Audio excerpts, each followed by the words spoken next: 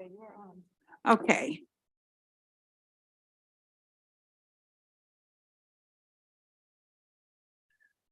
Good afternoon. This hearing will now, good afternoon. My name is Joanne C. Benson, and I am chairing this committee that deals with public school construction. And we're very glad to see you all here this afternoon. And we're going to begin our discussion with Senate Bill 360. So if we could have you all to begin that discussion with us, that would be absolutely wonderful. Thank you, Madam Chair and committee members. Great to see you all. I'm Ed Casemar, Chair of the IAC, and with me is our Executive Director, Alex Donahue, and our Deputy Executive Director, Sandra Vizquera. So we are here to answer any questions you have about Senate Bill 360, and hopefully whatever they are, we can answer them and make you all feel comfortable with the piece of legislation. So Alex will make a few comments. Thank you, Mr. Chair, and good afternoon, Madam Chair and members of the committee work group. I'm Alex Donahue, as Chair Casemar mentioned, and I have for you a short slide deck that you have printed on paper that I'd like to walk through just to give you a quick orientation on the bill, and then happy to take questions. So this bill has two main objectives. The first is to complete the establishment of the IC as an independent unit of state government. It was begun in 2018 with the 21st Century School Facilities Act, and to add missing items needed for operation of the commission. The second objective is to update several statutes to align with recent legislation and to adjust dollar figures for inflation, which we all know has been relatively high in the last couple of years. And as we'll see, these numbers are ones that have been in place in statute for many years, so they're very much out of date. So on the first objective, to complete the move of the IEC to independent unit status, it has components that restore the IEC's ability to, as we had done before 2018, when we had been under the Board of Public Works, allow the IEC directly to work with control agencies for our support services, procurement, human resources, operating budget management, and IT support. Currently, we depend on MSDE for those services, and that is a drain on MSDE's staff that takes them away from their agency's core responsibilities and functions. And it means that we have to work through additional layers to obtain the services that we used to provide to ourselves. And then when we do need extra expertise from DBM or DGS or DoIT, we can reach out to them, and we have very good working relationships with those agencies and have had excellent support experiences to date with them. If I could interrupt, Certainly. I think that the senator has a question that she'd like to ask. Thank you. Please. I just want to understand this in the beginning here. So this takes school construction away from MSDE completely? Correct. Oh, that's wonderful. We had, well, to be clear, school construction has since 1971 been under the purview of first the Interagency Committee, Right. 5, and then since 2018 the Interagency Commission of 9. It's just the back of the house functions of the support services that were pulled under MSDE in 2018, and that would be brought back to IAC directly under this bill. That's great. Okay. Yes, thank you. That was a good question. Thank you. Madam Chair, I'm sorry, I forgot to tell you that our Attorney General, Heidi Dutterer, is here. If you all have any technical questions that we can't answer. I'm sorry, go ahead. No problem. Thank you. And so additional provisions that go along with that are to add some pieces that we're missing. One is to allow the appointing authority for the different members of the commission to remove any of those members that they have appointed for incompetence, misconduct, or failure to perform duties. This mechanism is something that is currently in place for other independent units of state government, and it just wasn't in place for the IAC, which left a lack of clarity and is something that is, to our view, best practice and needs to be in place for the commission. The second main objective is to update statutes to align with recent legislation and adjust for dollar figures for inflation. And the first one is the sunset clauses of the Aging Schools Program and School Safety Grant Program, which was initially put in the Built to Learn Act legislation and had legislative intent that supported that. And last year in the HB 1290, those sunset provisions were eliminated, and that was not expected. We didn't have any knowledge of that being there until the bill passed. Not sure exactly why it happened that way, but this provision would put the original from Built to Learn Act back in. And the purpose of that is to focus the dollars through the priority fund that will be taking effect with funding in fiscal 2027. The next pages show the language. Absolutely. Senator, Thank you. So I understand, I think I understand what it's doing, but what happens to critical projects that have been implemented or been applied for in between the change? Where, because I know representing St. Mary's County, we have some projects that we've now applied for, right? So we've got some concern with all of a sudden everybody says, well, here it is, right? We've been, you know, I like to play whatever game it is, but I want to make sure we're playing the same game. Absolutely, Madam Chair, members.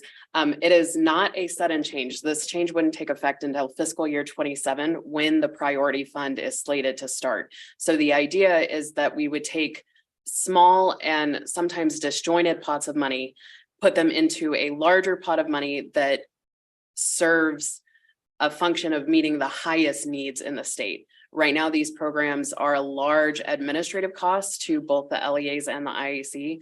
But in between now and then, we would continue to have a program every year. All of the projects that have funded would come to completion.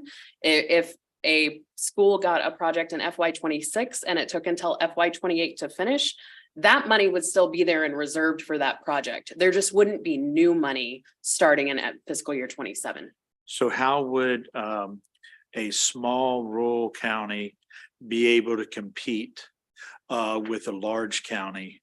And it'd be fair if we're taking money from projects and pulling it together. I just want to know how that. That is a very good question, and it is something that we wrestle with in all of our programs frequently. For example, in our capital improvement program, which before Built to Learn was our largest funding program, we pretty regularly work with each of the LEAs and figure out when the small ones are going to need a big project. So they don't need that every year. And so we take the money that Kent isn't using this year, St. Mary's isn't using this year, and we give it to Allegheny in the years when it's doing a project. And we shuffle that money around from year to year so that the small LEAs that have big projects, we're meeting their needs. There also is no formula that determines how much an LEA gets through that program. So it is roughly proportional to enrollment and has been over the years. But in a year when a small LEA needs more money to make that project whole, and we are very aware of what that project needs. We do cash flows, we require draw schedules actually of what the contractor is going to bill out for the whole year when you apply for a project. So we know exactly what that project needs for that year. And once we've committed to that project, we make sure that money goes to the small LEA, even if it's more than their proportional enrollment might indicate that they should get in a given year. So help me understand this, because, you know, I go home and I've got these commissioners that are like, what in the world? How can we plan? Right? How can we prepare? How do we know how much money is going to be, you know, if as long as we know what's coming, right, then we can look down the road and prepare for it. But if, okay, so you have this much money this year, we're taking it to to go to Allegheny, right? If you all could just step me through that. And I'm very sorry to take this time. I think this is critical for my rural county. No, absolutely, Senator. And first of all, we speak the same language.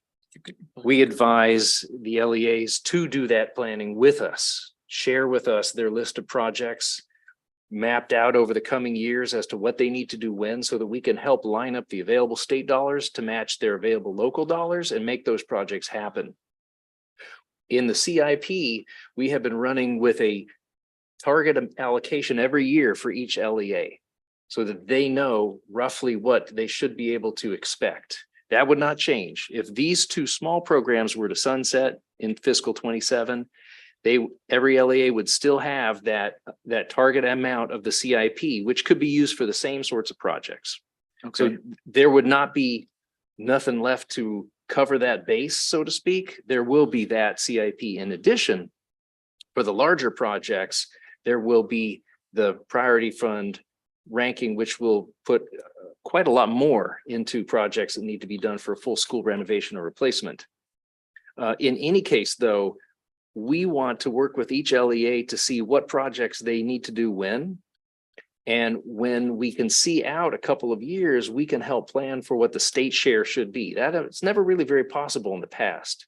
Now we're working with each LEA to line up their projects, scope them out, plan the expected local and state shares over each year, so that we can then make the right case for the resources needed.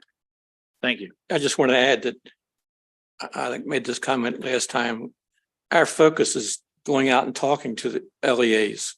And so if your board or council people or commissioners want to talk with Alex or Cassandra, we'll be glad to come out and tell you what we see in the future and how to work with you. It is very boring though. It can be as boring as ever, but we're going to sign you up. Okay. You guys can come to the mother county. We'd love to have You you. tell us when you want us. Okay, All right. thank you. So I'll move on to the next section here. On page 10 of the slide deck, you'll see the section that has superintendent approvals and threshold limits. These are corrective sections that make it clear that the state superintendent can authorize a designee to fulfill some of the state superintendent's responsibilities with regard to local projects. And it also increases the cost thresholds to match inflation from 350,000 to 500,000, and change orders from 25,000 to 50,000 to keep pace with inflation, and limit submissions to those of significant scale, so that LEAs have more flexibility to just simply move forward and do their smaller projects. Finally, there's some obsolete language that was left over from when we were under the Board of Public Works on grants on EGRC. That's section 5313.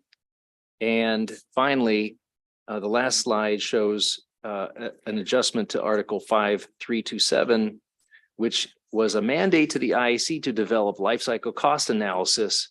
And it required that we work with the State Department of Education, but it left out DGS, who has key expertise on life cycle cost analyses for buildings and who is our longstanding partner in reviewing life cycle cost analyses. So that would add DGS to the work that we already essentially do with them on an ongoing basis, and which should have been included originally. So those are the main provisions and objectives of the legislation. And in discussions with MSDE over the last year, Superintendent Chaudhary has expressed his strong support for this because it would add to the efficiency for his agency and for the IAC. He fully supports it. And we believe that it will only help us deliver better services to our LEAs and stakeholders going forward. And that's particularly important because the amount of projects that we now review with this additional funding through the Built to Learn Act is significantly increased. And we are stretched hard to do all of the project reviews and to get the dollars out the door when they need to be allocated. So it will help us greatly. Happy to answer any other questions that you might have.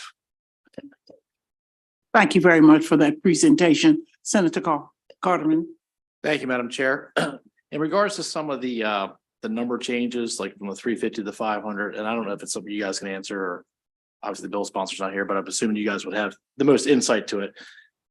How do we land on the 500? I guess, is there any consideration or thought process as far as a why 500, maybe not more? Because I know that there was specific, I know that our local school board put a letter in about this, particularly about trying to raise that threshold maybe up to $1 million, given the rate of inflation, that yes, this will help, but there's still gonna be a lot of projects, there's still gonna be, not, subject to that, be able, it's not gonna help expedite the process maybe as much as we thought. So Yeah, thoughts on the that? Intent of this language was always to capture every project that had the potential to alter how educational space is used.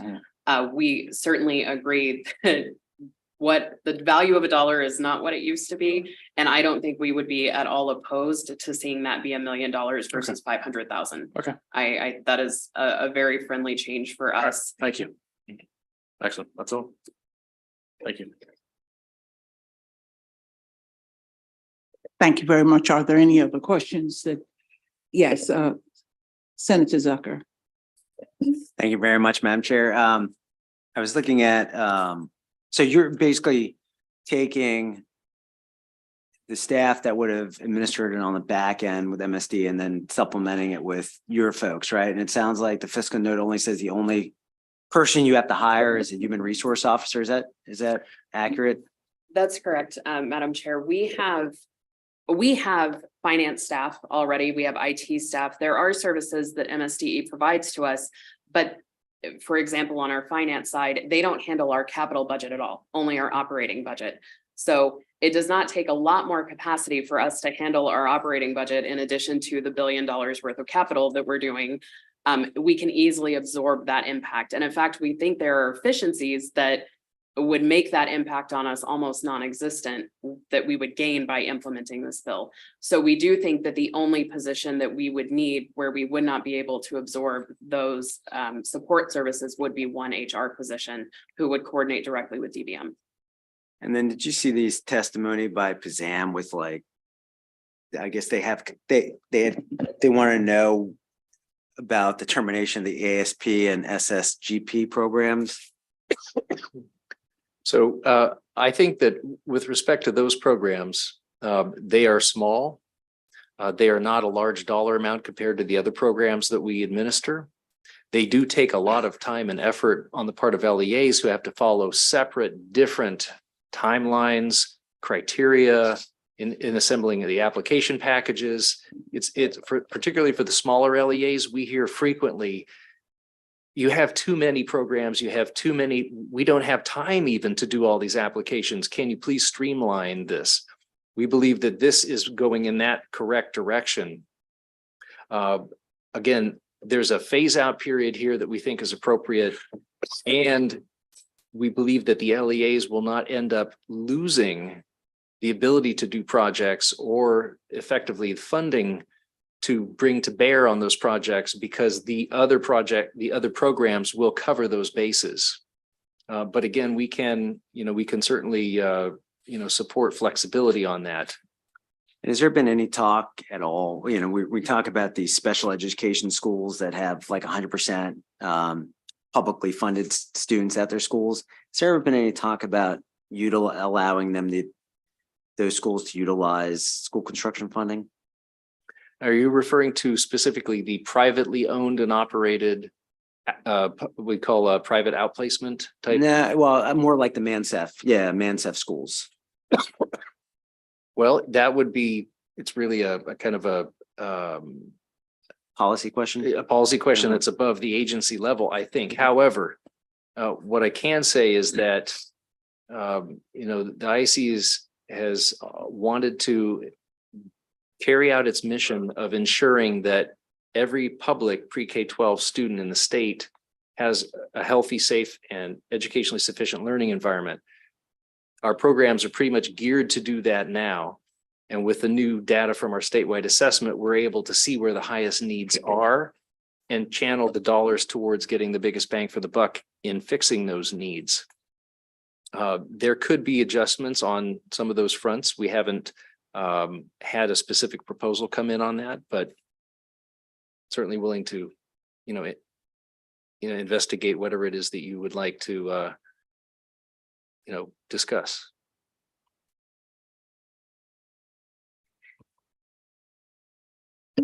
Thank you very much. Are there any other questions? Yes. Senator. Thank you, Madam Chair. I would like to just put it on the record for you all that I definitely support Senator Quarterman's comments about the raising the 500 threshold to 1 million. I mean, we have projects that we're working on, just replacing windows in schools that are going to now take us just for that over $1 million. So I think that that is something, and I would appreciate it if we looked at that. The other thing, I'm a big fan of when we deal with bureaucracy for these critical funds, that they be streamlined and not made more complex. Because it seems like we get lost sometimes in the complexity of these. And so the only thing, and I would say, I do have a concern regarding the structure of the projects that were created by the IAC when it has the state superintendent in the approval process. And I didn't know if that is, just to be frank, sort of muddying the water. So I wanted us to look at that. So in this bill, the state superintendent has been required to be part of that approval process for much longer than I have been around. And so what we are trying to do here is provide a tool to streamline some of that by allowing the state superintendent to delegate to the IAC or to the Office of School Facilities or whoever might be appropriate. In some cases, like site approval, it might be Maryland Department of Planning, to streamline those processes. Streamlining, I think, is probably the word I use at work most often. It is something that we in this particular era of the IAC are very big on. When you were talking about ASP and SSGP earlier, what I wanted to say is that we are really trying, and I think what Built to Learn envisioned is to have money follow good planned projects instead of having LEAs follow money to projects. I think that that's really important, that the planning be done well and upfront, and that then the approvals and the systems that the LEAs use to get approvals be as efficient as possible. So I think we're speaking the same language and just I could trying just to say get there. that is a great concept if we could adopt that in state government rather than just chasing the money, right? But and that's exactly what I was saying. Thank you. Thank you. Thank you very much. Are there any other comments? Do you have any closing remarks or anything else you would like to say to this committee? No, we thank you for Or- having us. Our thought all along has just been to try to make our operation run smoother and more efficiently. And the superintendent, as Alex said earlier, is very supportive of this bill to move those services over to us. So we think everybody be happy with the result of this bill. Okay. Will there be anything else for the good of the order? I thank you all very, very much for being here this afternoon, and want to thank this working group. Not only for this, but for all that we do together and for the services that we render. Looking down, lifting up. So thank you all very, very much. Thank you. Thank you, Madam Chair.